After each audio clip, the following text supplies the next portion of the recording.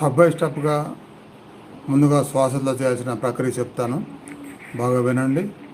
ఆ శ్వాసలతో ప్రక్రియ చేయడం కంప్లీట్ అయిన తర్వాత సహజ ధ్యానంలో లయమండి.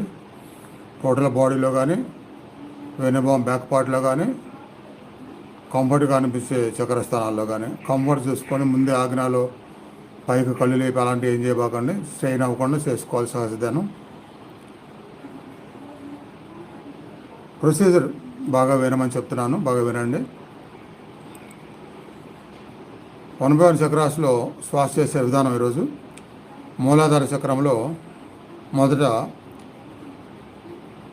5 లాంగ్ బ్రీత్ ఏం చేయాలంటే, మొదటి లాంగ్ బ్రీత్ తీసుకుంటూ మూలాధార చక్రంలోనే కాన్సన్ట్రేషన్, తర్వాత 2 సెకండ్స్ హోల్డ్ చేసి మూలాధార చక్రంలోనే కాన్సన్ట్రేషన్, మళ్ళీ శ్వాస వదిలేస్తూ కూడా మూలాధార చక్రంలోనే